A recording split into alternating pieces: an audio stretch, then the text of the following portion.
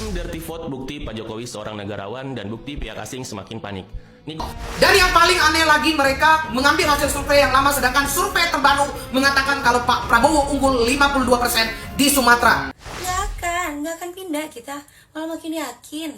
Apalagi dipromosiin sama Cak Imin, udah nonton belum nih kayak begini?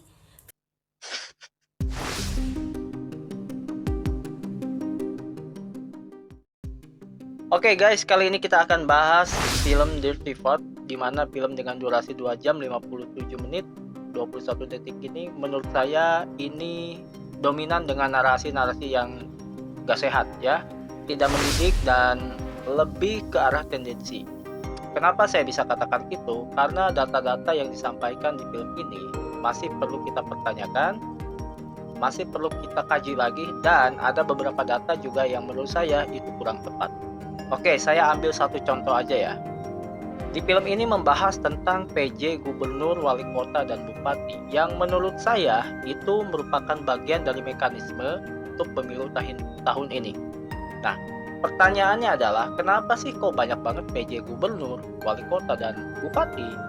Karena balik lagi teman-teman, nanti di tanggal 27 November kita semua akan memiliki gubernur, wali kota, bupati yang baru secara serentak. Artinya apa? Artinya penempatan PJ-PJ ini memang sejak awal itu memang sudah menjadi bagian dari mekanisme agenda pemilu tahun ini. Dan yang paling terpenting teman-teman, yang perlu kita ketahui adalah apapun yang menjadi kebijakan, aturan, mekanisme pemilu tahun ini khususnya, termasuk bansos ya, itu merupakan hasil dari rapat dengan DPR, hasil musyawarah dengan DPR, ya, hasil dari musyawarah antara eksekutif dengan legislatif. Jadi bukan serta-merta keinginan pribadi dari seorang Jokowi. Semua rencana ini tidak didesain dalam semalam. Juga tidak. Ini kan lagi masa tenang ya, kenapa jadi masa panik sih? By the way nih ya, 31.000 surat suara yang udah tercoblos itu kok nggak dibahas sih? Terus mau nyalahin juga pihak 02 yang melakukan kecurangan itu. Tinggal beberapa hari lagi loh, jangan mendoktrin orang-orang untuk memecah suara. Kalau fakta-fakta itu memang benar, kenapa tidak dikeluarin dari jauh-jauh hari? Kenapa mendekati hari pemilu? Seolah kayak black campaign yang mempengaruhi orang-orang yang bimbang. Jadi guys, kita sebagai manusia harus punya pendirian. Mau 01, 02, 03. Jangan seperti air yang ikut arus gitu loh. Orang ngomong ini kalian ikutin, orang ngomong itu kalian ikutin. Tetapkan pada diri kalian siapa yang terbaik, itu yang kalian pilih. Film Dirty Vote bukti Pak Jokowi seorang negarawan dan bukti pihak asing semakin panik. Ini gue coba kasih sudut pandang lainnya. Kalau emang demokrasi kita tidak berjalan, film itu nggak mungkin tayang loh. Bisa nggak orangnya Pak Jokowi gagalin itu tayang? Gampang bro. Nggak mungkin istana nggak tahu film itu bakal tayang. Dibiarin tayang juga kan? Kenapa? Karena Pak Jokowi paham betul apa itu demokrasi. Nih ya, dari video pertama gue yang viral bahas Pak Prabowo, udah jelas kok lawan Pak Prabowo dan Pak Jokowi bukan cuma Anies, bukan cuma Ganjar, tapi pihak asing yang nggak senang Indonesia keluar jadi negara maju. Pak Jokowi ini terlalu berani sama pihak asing. Freeport jadi 51% itu ngeri bro. Nggak bakal tinggal diem mereka tuh. Apalagi pas tahu Prabowo udah pro Jokowi, makin ngeri lagi, makin panik lagi. Gak semua orang paham yang lain udah jadi negara maju, ini masih aja jualan agama, masih aja pengen menteri banyak. Simpelnya gini deh, Prabowo dulu 49%, Jokowi 51%. Nah sekarang bergabung, harusnya minimal 70%. Udah panik bakal kalah yang diserang pemilunya curang. Tujuannya emang mau bikin kita takut, mau bikin kita rusuh. Kalau rusuh siapa yang seneng? Ya asing lagi. Jangan mau diadu domba, ayo dong sadar. Gak ada satupun negara maju yang senang Indonesia jadi negara maju juga. Jangan biarin Pak D sendiri, ayo berani speak up, ayo berani lawan. Kawal pemilu 2024, jangan lengah, jangan merasa sudah menang, kita fokus Prabowo Gibran, insya Allah satu putaran. Tidak adil! Kau! Anak-anak berani kepada ibu-ibu! Mama kalau udah turun guys, ya macam-macam.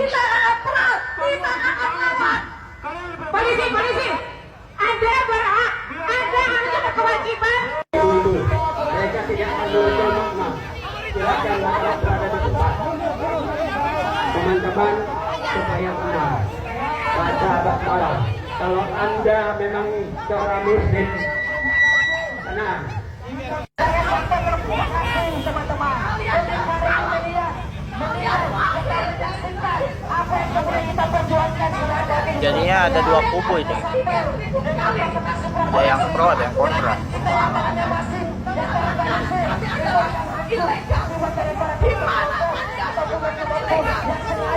Drama sabotase bus nggak laku. Drama tiket disabotase sama pendukung sebelah nggak laku. Drama yang katanya tiket sold sampai 3 juta juga nggak laku. Yang parahnya lagi drama sinyal hilang. Nggak ada. Kalau ada, nggak ada. Kalau ada, nggak ada. Kalau ada, bagaimana?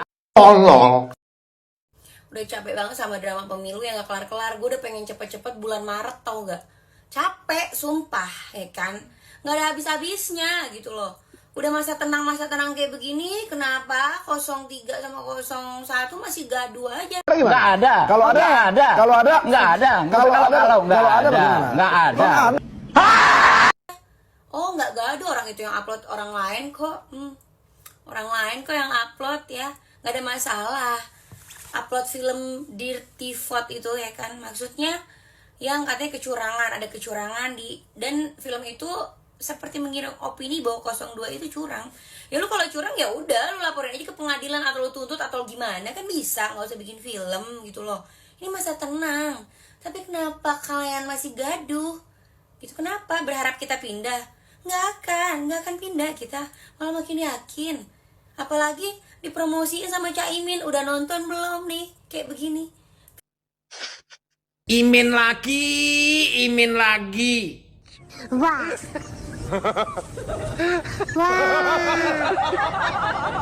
Wah, semua. Imin lagi. Ada dia. Makin gak yakin gue sama Caimin. Makin yakin 02. Buat Pak sutradaranya ya, sama orang yang rangkai ini film gitu, sesuai data, sesuai fakta. Mau nanya dong itu, yang 31 suara udah tercoblos itu ada di bagian detik mana? Saya nyari-nyari nggak ada tuh Pak. Ya, harusnya dimasukin juga dong ke situ. Jangan cuman mau menjatuhkan salah satu paslon gitu ya. Tolonglah ini ya. Kita kalian mau menjatuhkan, mau ngejek, mau menghina Pak Prabowo, mau seperti apapun, kita tetap 02. Terserah kalian mau pilih siapa. Tapi ini mungkin ya, ini mah mungkin nggak nuduh, nggak fitnah. Mungkin dibikin film itu di YouTube kan itu pas nanti kan meledak nih, banyak yang nonton kan. Jadi nanti AdSense-nya tuh ngebludak. Jadi ketika ada kubu ini sama kubu ini bekerja sama kan bisa dapat duit banyak tuh dari AdSense YouTube gitu kan. Jadi lumayan buat ganti biaya kampanye nanti kalau kalah pilpres. Ya udah.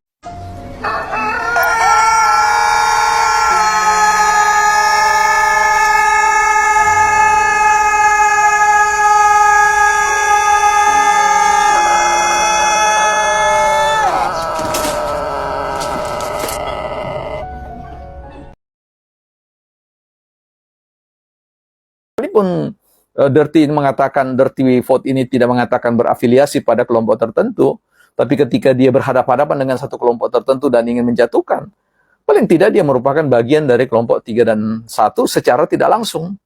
Nah, di sini harus cara kita melihat di situ. Saya sih heran saja, kalau dalam logika hukum kan ada yang namanya proses peradilan.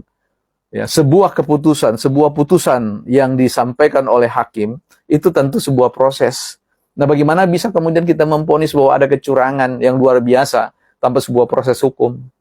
Tentu orang-orang hukum paham, kalau dia tidak berdiri pada seorang jaksa sebagai seorang hakim, dia berdiri sebagai seorang lawyer, dan lawyer itu punya klien.